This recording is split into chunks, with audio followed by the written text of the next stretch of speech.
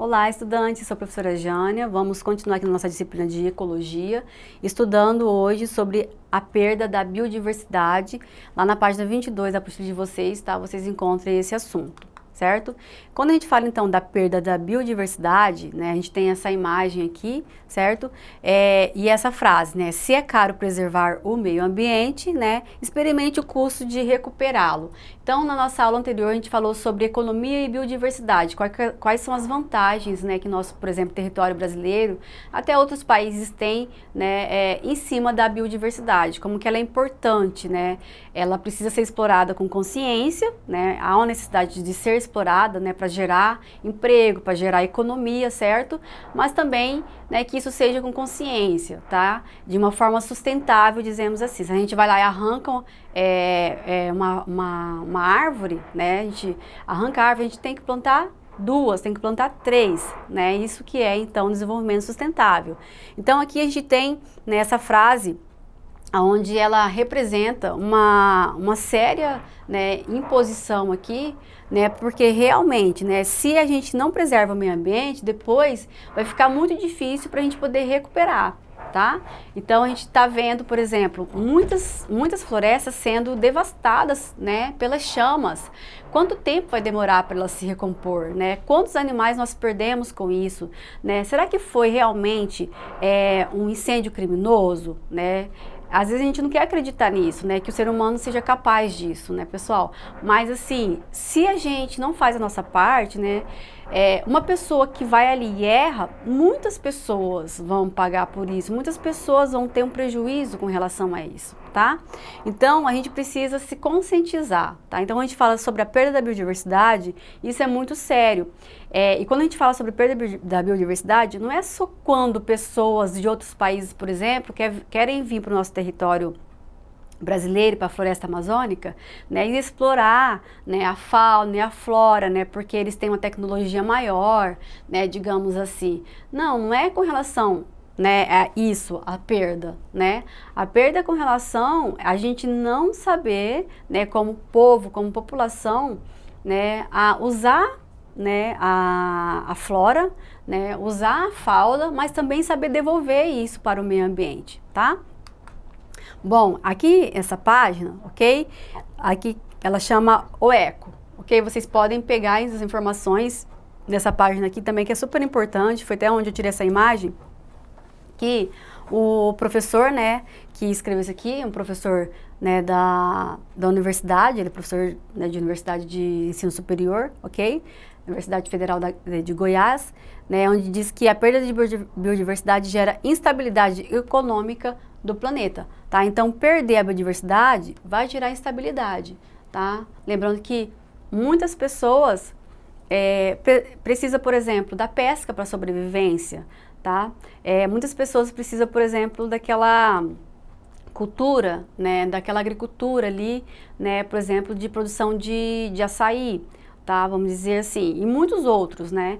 Então, se a gente, né, não cuida, né, da biodiversidade, né, essa perda vai trazer prejuízos, tá? Então, vocês podem acessar essa página aqui, tem bastante informação atualizada, tá, sobre esse assunto, ok? Então, por exemplo, com relação à degradação biótica, né, que está afetando o planeta, encontra raízes nas condições humanas contemporâneas. Então, sempre o homem, né, vai estar envolvido, né, nessa degradação biótica, né, infelizmente, aqui do planeta. Agravada pelo crescimento explosivo da população humana, né, e pela distribuição desigual da riqueza. Então, a gente tem um crescimento da população muito, né, muito grande, tá? E aí também a gente tem o quê? Uma desigualdade, né, em muitos estados, né, com relação à riqueza, ok? A perda da diversidade biológica envolve aspectos sociais, econômicos, culturais e científicos, tá? Então isso aqui é super importante, ok? A gente vê, tá? Que ela não envolve, por exemplo, só os aspectos, né, econômicos aqui, tá? Só os aspectos, por exemplo, científicos, né? Só os pesquisadores, né, podem estar estudando, não, mas também o social, né, que somos nós, né, e também o cultural.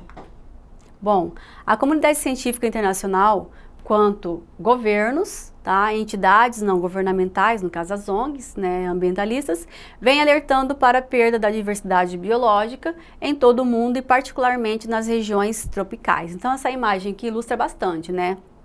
Como a gente tem uma perfeição aqui de conservação de biodiversidade e aqui a gente já tem uma degradação, né, da biodiversidade. E quando a gente olha para vários territórios onde tem as florestas, né, a gente pode ver um pedacinho, né, desse cenário aqui, tá? Infelizmente, né, essa é a realidade que a gente tem hoje, tá? Então a comunidade científica, governos, entidades como as ONGs, né, eles estão alertando, né, a gente já falou nas nossas aulas anteriores, né, que existe trabalho, né, para poder conter toda a biodiversidade, né, preservação da biodiversidade, certo? Mas existe esse alerta aqui para realmente a perda da diversidade biológica. Bom, os principais processos responsáveis pela perda da biodiversidade são, tá, estão listados aqui. Então, por exemplo, perda e fragmentação dos habitats, tá? Introdução de espécies e doenças exóticas, exploração excessiva de espécies de plantas e animais, uso de híbridos e monoculturas na agroindústrias e nos programas de reflorestamento, contaminação do solo, água e atmosfera por poluentes e as mudanças climáticas, tá? Então, essa lista aqui tá bem direcionada aqui e autoexplicativa, ok? Para que a gente possa ver que são os principais processos responsáveis, então, pela perda da biodiversidade, certo? Então, por exemplo, quando a gente fala aqui, né, uso de híbridos, né, e monoculturas, ok? Na agroindústrias, por exemplo, são algumas espécies que foram modificadas, né, que algumas pessoas são a favor, outras são contra, certo? E aí existe, né, essa necessidade aqui de um trabalho, né, para o programa de reflorestamentos, certo? Exploração excessiva de espécies de plantas e animais, né, como eu falei, se a gente retira, a gente também tem que estar devolvendo, tá? Introdução de espécies e doenças exóticas, tá? Às vezes pega uma espécie de uma determinada região, né, e leva para uma outra floresta, ela não se adapta ali, né, e além disso também, né, pode estar acontecendo transmissão, né, de doenças exóticas, certo? A gente pode às vezes olhar muito, né, para as aves, que são as aves, né, migratórias, ok? Então, aquilo que às vezes está no controle, né, de uma gestão, por exemplo, né, é necessário se fazer, certo? Então, se é possível controlar isso aqui, né, introdução de espécies e de doenças exóticas, ok? Existem profissionais, né, dentro desses grupos que são capacitados para isso, tá? Bom, a diversidade biológica é provavelmente uma das propriedades fundamentais da natureza, responsável pelo equilíbrio e estabilidade dos ecossistemas, representa um imenso potencial de uso econômico, em especial através da biotecnologia, tá? Então isso aqui tudo é vantagem, certo? E por que se acredita que a diversidade biológica esteja se deteriorando, né, se desfazendo, se degradando, inclusive com o aumento da taxa de extinção de espécies devido ao impacto das atividades antrópicas, né, ou seja, das atividades do homem, certo? Então existe sim uma diversidade biológica, certo? Que ela, né, é importante, ok? É fundamentada, né, a sua importância dentro da natureza, traz equilíbrio e estabilidade ao ecossistema, tem potencial econômico dentro da biotecnologia, digamos assim, tá? E porque se acredita que a diversidade biológica esteja se deteriorando, né? Então, na primeira parte, né, a gente está aqui admirando, elogiando, valorizando, certo? E aqui a gente já entra, né, com a palavra, né, de deteriorar, onde ela está se desfazendo, né? E aí a gente fala então sobre as taxas de extinção, né, das espécies, certo? Então, embora o fenômeno de extinção de espécies seja comum na natureza, a extinção recente de um grande número de espécies é consequência da atividade humana. Então, aqui a gente tem essas imagens aqui, né? Então, por exemplo, o número de espécies que saíram da lista por grupo, tá? Então, a gente sabe que com esses estudos que vêm sendo feitos, com esses sistemas, né, de observação, né, de catalogação, né, das espécies, né, algumas espécies, né, saíram da lista de de extinção, tá? Isso é vantagem, ok? Então, a destruição de seus habitats, a caça e a pesca excessiva, denominadas caça e pesca predatória, né? Tem levado inúmeras espécies à extinção, tá? Isso é um fato, ok? Então, uma vez que a gente viu que foi feita uma movimentação, né? Foi uma motivação, né? Para o cuidado das espécies, para a manutenção das espécies, ok? Ocorreu, então, né, essa vantagem aqui de que algumas espécies, né, saíram dessa lista, né, de extinção, ok? Então a gente tem aqui anfíbios, né, por quantidade de grupos, né, de anfíbios, aves, mamíferos, répteis, invertebrados terrestres, peixes e invertebrados aquáticos, um total de 170 espécies, tá, que saiu da lista, então, de extinção. E aqui nesse gráfico a gente pode ver que a avaliação das espécies animais ameaçadas de extinção no Brasil, tá? Então a gente tinha aqui em 2003, 2004 esse dado, certo? E aqui a gente em 2014 a gente já tem esse dado. Então a gente vê aqui que no laranja são quantidade de espécies que foram avaliadas. Então cerca de 12.500 espécies foram avaliadas aqui nesse ano, tá? Então, a gente pode ver que ocorreu uma quantidade de espécies consideradas ameaçadas de extinção. Então, essa quantidade aqui, tá, ela aumentou um pouquinho, tá, com relação a 2004, certo?